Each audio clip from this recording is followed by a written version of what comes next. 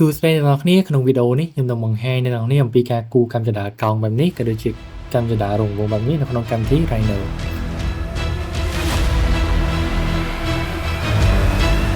ចឹងអ្នកដែលអត់ធ្លាប់ប្រើប្រាស់កម្មវិធី Rhino ពីមុនមកក៏ដូចជាអត់ធ្លាប់ស្គាល់ក៏អាចគូរបានដូចគ្នាដែរខ្ញុំនឹងបង្ហាញអ្នកនរគ្នាអំពីដំណាក់កាលខ្លីៗមួយហើយធ្វើតាមខ្ញុំមួយទៅក៏អាចគូរបានដូចគ្នាដែរហើយសម្រាប់ការប្រើប្រាស់កម្មវិធី Rhino នេះដែរក៏ខ្ញុំមិនទាន់បានចេះ 100% ដូចគ្នាអាចថាវីដេអូនេះជាការចែករំលែកផងក៏ដូចជាការពង្រឹងនៅសមត្ថភាពការប្រើប្រាស់ Rhino របស់ខ្ញុំផងសម្រាប់អ្នកដែលអត់ធ្លាប់ប្រើប្រាស់កម្មវិធី Rhino ពីមុនមក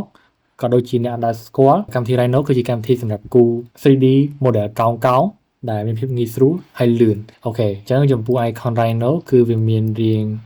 icon វាគឺរមាសបែបនេះដែលខ្ញុំប្រើ version Rhino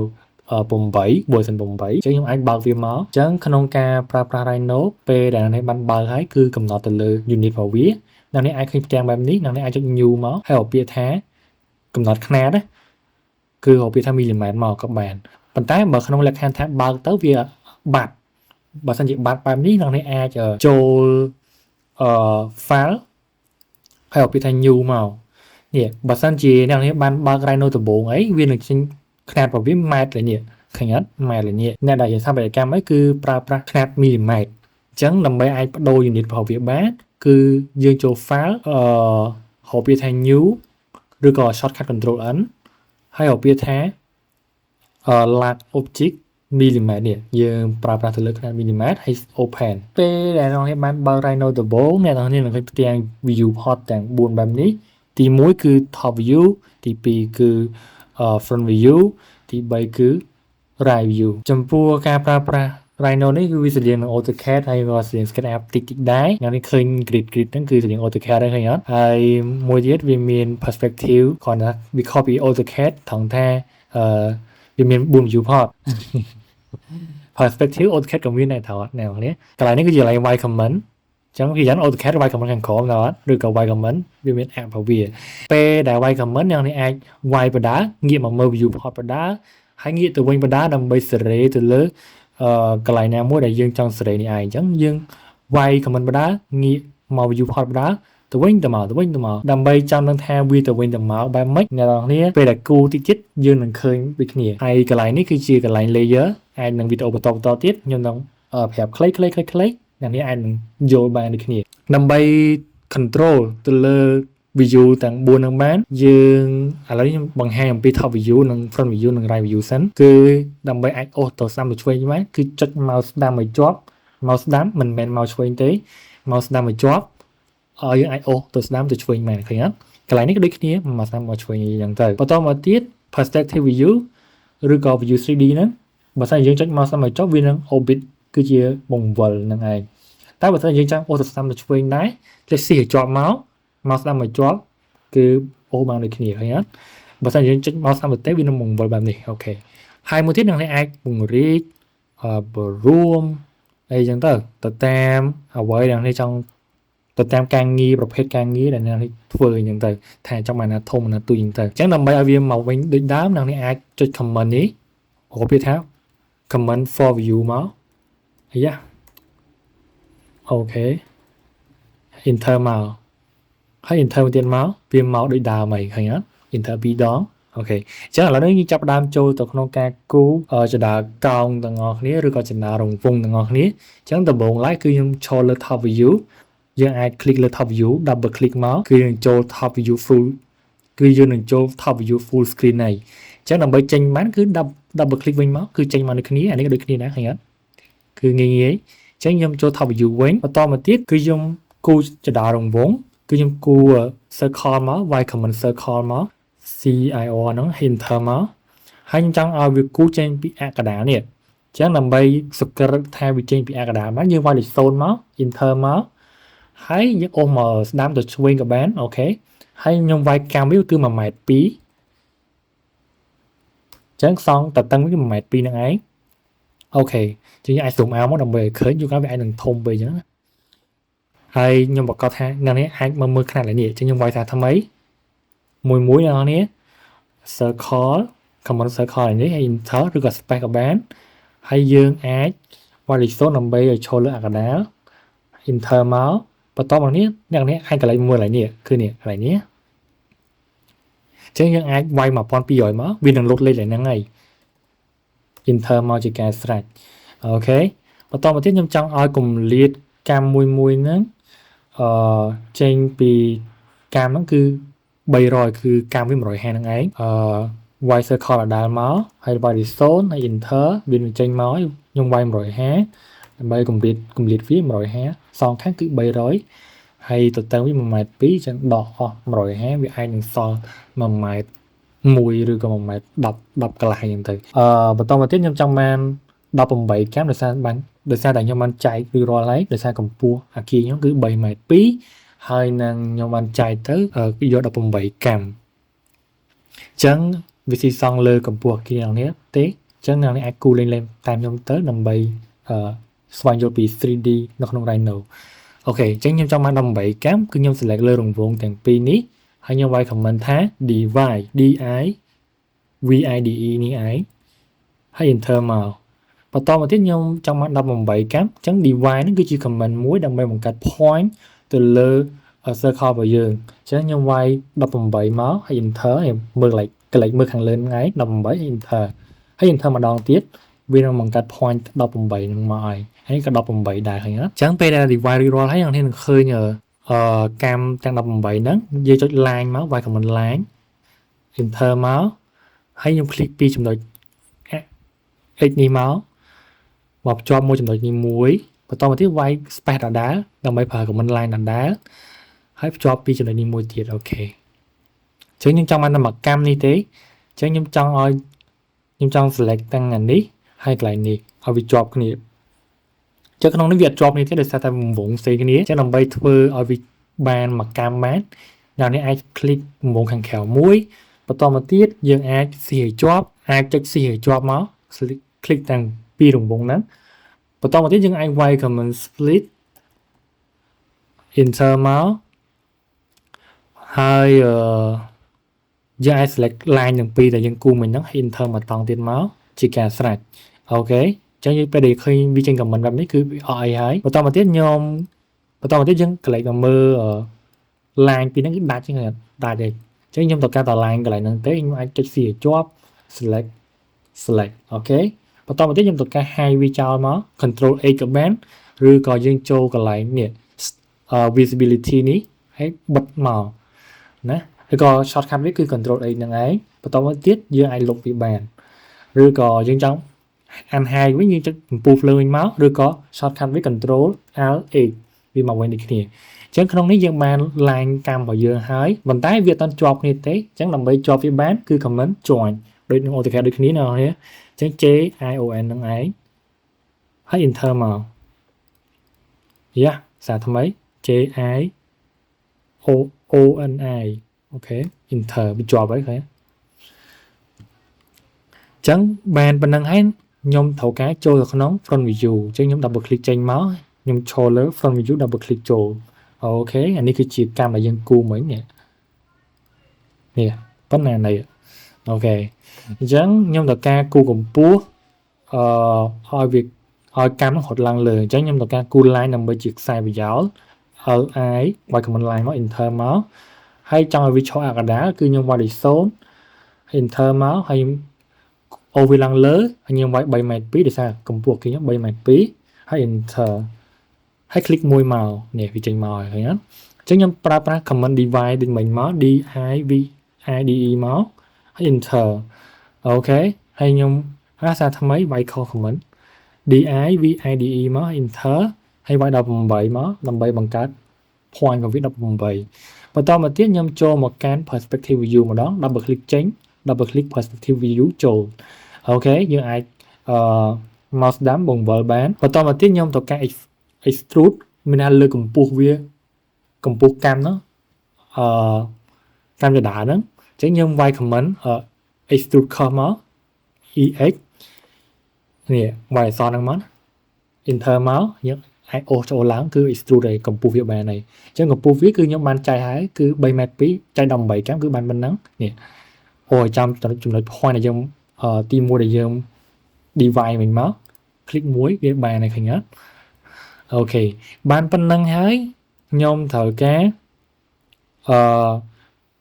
array វាទៅតាមឲ្យរត់ទៅដល់កម្ពស់របស់យើងអញ្ចឹងដើម្បីarray វាបានគឺយើងវាយ command array polar មកនេះវាយ command array polar អូខេអាខាងលើនេះឯង enter មកនេះអូខេ click មកបន្តមកទៀតខ្ញុំ select លើ object របស់ខ្ញុំតាមវារបស់ខ្ញុំនឹងឯងហើយ enter បន្តមកទៀតខ្ញុំវាយលេខ0ដើម្បីឲ្យវាចូលអក្សរដាអូខេហើយអានេះគឺជា number item របស់យើងខ្ញុំចង់បាន18កម្មឲ្យ18មកនេះ enter បន្តមកទៀតខ្ញុំមើលកន្លែង z offset នេះកម្ពស់វាយើងចង់លើក command c ហ្នឹងកម្ពស់ហើយអញ្ចឹងខ្ញុំអាច click លើកន្លែង c នេះមកឬក៏វាយលេខវាយអក្សរ set មកក៏បានដែរ enter បានដែរអញ្ចឹងដំបូងនឹងអាចចុចតាមខ្ញុំមក set offset មកហើយកម្ពស់វាគឺខ្ញុំ click ពីចំណុចកន្លែងនេះមួយមកដល់ចំណុចនេះមួយអញ្ចឹងកម្ពស់វាអាចនឹង177មីលីម៉ែត្រក្បៀសនឹង778អូខេអញ្ចឹងខ្ញុំអាច click ប៉ុណ្្នឹងហើយនឹងនេះអាចទាញវាមកស្ដាំមកឲ្យចំចុងនៃកម្មចលរបស់យើងហើយអូសវាទៅនោះអូសវាមកឆ្វេងនេះវាឃើញមុំហ្នឹងមកវាយ360ដើម្បីឲ្យវា array ទៅតាមមុំ360ហ្នឹងឯង enter មកឃើញអត់ជាការស្រេចហើយ enter មកទៀតមកវាបានហើយឃើញអត់ងាយងាយណាស់គ្នាអាចធ្វើមួយតែខ្ញុំទៅធ្វើបានដូចគ្នាហើយ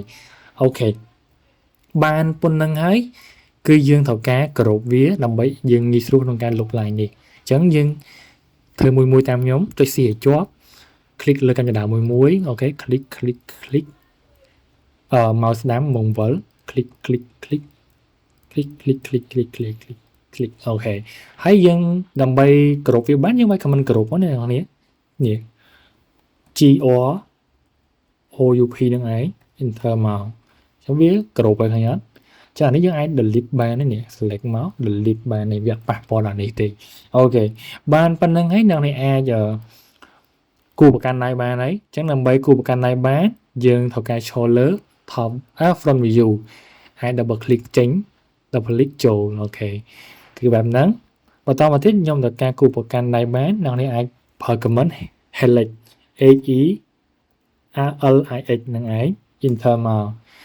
អូខេបន្តមកទៀតខ្ញុំចង់ឲ្យវាចេញពី0អក្សរហ្នឹងវាយលេខ0មកអ្នកនរដូចមិញអញ្ចឹងហើយកម្ពស់វាខ្ញុំចង់បានមែន3.2ម៉ែត្រហ្នឹងឯង enter អូខេហើយ click មួយអញ្ចឹងបានប៉ុណ្្នឹងហើយបើជួនកាលវាអាចនឹងអត់ចេញកោងបែបហ្នឹងអ្នកនេះអាចវាយ command pick នេះចុចលើ soft p មកអញ្ចឹងកម្ពស់អាគីនេះមិនមែនវាយប៉ុណ្្នឹងមកអញ្ចឹងខ្ញុំកម្ពស់ខ្ញុំ3.2ម៉ែត្រវាយ3.2ម៉ែត្រមកបើសិនជាអ្នកនេះអត់វាយអាហ្នឹងទេឧបមាថាបើសិនជាវាចេញ300ឃើញវាកោងបែបនេះយើងគូប្រកាន់នេះអត់កើតទេអញ្ចឹងវារត់ទៅតាមកម្ពស់300អញ្ចឹងទៅអញ្ចឹងបើសិនវាចេញបែបហ្នឹងអ្នកនេះអាចចុចកន្លែងនេះ pick នេះមកហើយវាយ3.2ម៉ែត្ររបស់យើងមក3200ហ្នឹង3200មីលីម៉ែត្រអូខេអញ្ចឹងកុំតអាចចុចតាណាយើងអាចអូសវាមកស្ដាំដើម្បីបង្កើតប្រកាន់ដៃអូខេយើងបានខ្សែប្រកាន់ដៃមួយហើយយើងត្រូវការប្រកាន់ដៃខាងឆ្វេងមួយទៀតគឺ Y helix ដដែល enter ហើយកន្លែង vertical around corner នេះគឺ start axis ហ្នឹងគឺវាយលេខ0មកដើម្បីចេញពីចំណុចកណ្ដាលហើយអូសវាឡើងលើវាយកម្ពស់3.2ម៉ែត្រ enter អូខេនេះមើលកម្ពស់នេះអូខេ3.2ម៉ែត្រហើយ click មួយដើម្បីសម្រាប់3.2ម៉ែត្រអញ្ចឹងយើងកំតាចុចតាណាយើងចាប់ដើមអូសវាមកចុងនេះមកដើម្បីបង្កើតប្រកាន់ដៃខាងឆ្វេងអូខេ click មួយជាការស្រេចបន្តមកទៀតយើងនឹងចូលទៅក្នុង perspective view double click ចេញ double click ចូលអូខេយើងកន្លែងមកមើល line របស់យើងដើម្បីបង្កើតឲ្យmìnhនឹងឯងឃើញអត់នេះ click មកចុចខុសមកពីយើង select បានឃើញអត់ layer ខុសរបស់យើងឯងអូខេចឹងដើម្បីបង្កើតប្រកាន់ដៃបានអ្នកនេះអាចcopy line នេះសិនយើងត្រូវការប្រើប្រាស់ថ្ងៃក្រោយទៀតណាប្រើប្រាស់តិចទៀតហ្នឹងហើយអញ្ចឹងយើងអាច select មកនេះជួនកាលវាអាចនឹងចេញអញ្ចឹង click មកអូខេ select មក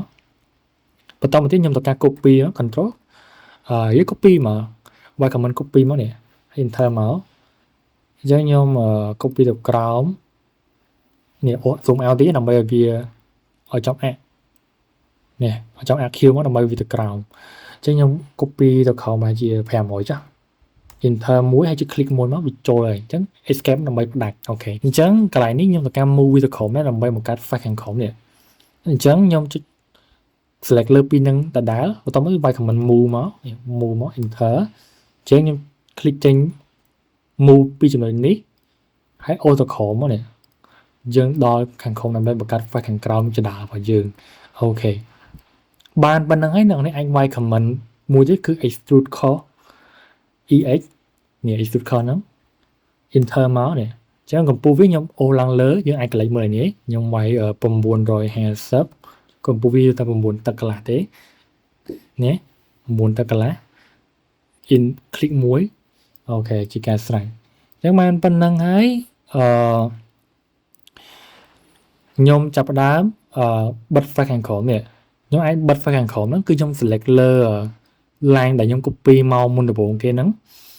តែ move មក500នេះអាច select មកបន្ទាប់មកយើងវាយ command move មកអូវាឡើងលើឲ្យចំចុងនេះមកហ្នឹងហើយបានប៉ុណ្្នឹងហើយនឹងនេះអាចប្រើប្រាស់ command មួយទៀតគឺ sub dealer វាយ command sub dealer មក s u b l d d l o f t នេះមក enter ជាការស្រេចបានប៉ុណ្្នឹងហើយឃើញបិទ file នេះបិទ file ហើយនឹងនេះអាចប្រើប្រាស់ទៅលើ tick ទៅលើ corner មួយហើយទី2គឺ adjust shape segment ហើយកន្លែងខាងក្រោមនេះគឺយើងបង្កើត line ទប់ខាងក្រោមវាបញ្ឈរនេះនេះមើល4 5អីមកវាបង្កើតอะไรទាំងមកហើយអូខេមកជាការស្រេចអូខេយើងបាន fact ខាងក្រោមឲ្យស្អាតទៀត smooth តែម្ដងអូខេអញ្ចឹងបន្តមកទៀតយើងចង់បានកម្រាស់ប្រកាន់ឲ្យរបស់យើងឲ្យវាក្រាស់បន្តិចមកទៅស្ដើងអញ្ចឹងខ្ញុំប្រើប្រាស់ command មួយទៀតគឺ command offset surface អញ្ចឹងកន្លែងនេះវាឈរលើប្រហែលជាវាមានអីទៀតយើង escape មកដើម្បីផ្ដាច់ហ្នឹងអូខេអញ្ចឹងខ្ញុំចង់បានកម្រាស់វាគឺខ្ញុំវាយ offset surface មក click លើអានេះមួយមកវាយ command offset surface នេះឃើញអត់វាយតាមអក្សរហ្នឹងមកអូខេ enter បន្តមកទៀតវានឹងចេញសញ្ញាព្រួយបែបនេះអញ្ចឹងយើងកន្លែងមកមើលខាងលើទី1គឺ distance នេះគឺជាកម្រាស់នៃដែលយើងចង់ offset ហ្នឹងឯងហើយកម្រាស់របស់ខ្ញុំចង់បានតែ50ទេខ្ញុំចុច distance មកហើយខ្ញុំវាយតែ50 enter អត់តចប់ទេបងនេះមើលទៀត corner round នេះកោង corner ជ្រុងកោងស្មើ round នេះកោងអានេះ solid yes នោះមានន័យថាកម្រាស់ solid ចាក់បេតុងឬក៏វាឯងក្រាស់បិទ face ចិត្ត solid បើសិនយើងអត់ចង់បាន solid ទេយើង click មក no ហើយអាហ្នឹងបើសិនយើងអត់ចង់បាន solid ហើយទី2គឺbosai នេះស្មើ no មានន័យថាខ្ញុំអត់ចង់បាន offset សងខាងអត់ចង់បានមានន័យថា extrude សងខាងអញ្ចឹងខ្ញុំដាក់ no ហើយខ្ញុំចង់ឲ្យតែវាចេញទៅខាងក្រៅហើយអញ្ចឹងខ្ញុំដាក់ bosai មកបើសិនជានេះចង់បាន offset ទៅក្នុងហើយទៅក្រៅចុច bosai yes មកស្មើ yes មកជាការស្រេចហើយឥឡូវនេះ flip on នេះបើសិនយើងចង់ offset ចេញហើយ offset ចូលចុច flip on មកវាចូលគេសញ្ញាព្រួយចូលក្នុងហើយបើសិនយើងចង់ចេញវិញ flip off វិញមកចេញហ្នឹងឃើញអត់បែបណាហើយ enter មកជាការស្រេចគេកម្រាស់វាចុច mouse ឆ្វេងខាងក្រៅវាមួយមកដើម្បីផ្ដាច់អូខេស្អាតហើយអត់កន្លែងនេះដូចគ្នា offset surface យើង add នេះ distance វាខ្ញុំយក 50 corner round solid ខ្ញុំយក solid វាបិទចិត្តបែបហ្នឹង yes ស្មើ yes អូខេ loose no tolerance 0.01 bosai នេះគឺ no អត់ចង់បាន offset ចូលក្នុងទេហើយអត់ចង់បាន offset សងខាងហ្នឹងហើយហើយ flip on បើសិនវាសញ្ញាព្រួយចូលក្នុងនេះសញ្ញាព្រួយចូលក្នុងមានន័យថាវាចូលក្នុងហើយអញ្ចឹងចោលចេញក្រៅចុច flip off វិញមកនេះសញ្ញាព្រួយចេញក្រៅហើយ enter មកហើយ click មកឆ្វេងខាងក្រៅវាមួយមកដើម្បីផ្ដាច់អូខេជាការស្រេចអូខេឃើញស្អាតដល់អ្នកនេះបន្តមកទៀតយើងអត់តចប់ 100% ទេយើងមើលកន្លែងនេះយើងត្រូវការកាត់វាចេញមើលទៅវាចូលក្នុងអីអញ្ចឹងដើម្បីអាចកាត់វាបានខ្ញុំត្រូវការឈរលើ front view double click ចេញចូល front view double click ចូល double click ចូលអូខេអញ្ចឹងខ្ញុំត្រូវការកាត់នេះអាក្រុមនេះចេញអញ្ចឹងខ្ញុំប្រើ command line ដើម្បីជាខ្សែកាត់ li នេះវាតន់ចប់អញ្ចឹង escape សិនមកណា li ne មក enter អញ្ចឹងខ្ញុំចង់ឲ្យវាចេញពីចំណុចកណ្ដាលចំណុច គឺខ្ញុំចុច0 enter ហើយទាញមកឆ្វេងទាញមកស្ដាំ click មួយអូខេបានប៉ុណ្្នឹងហើយអញ្ចឹងដើម្បីកាត់បានយ៉ា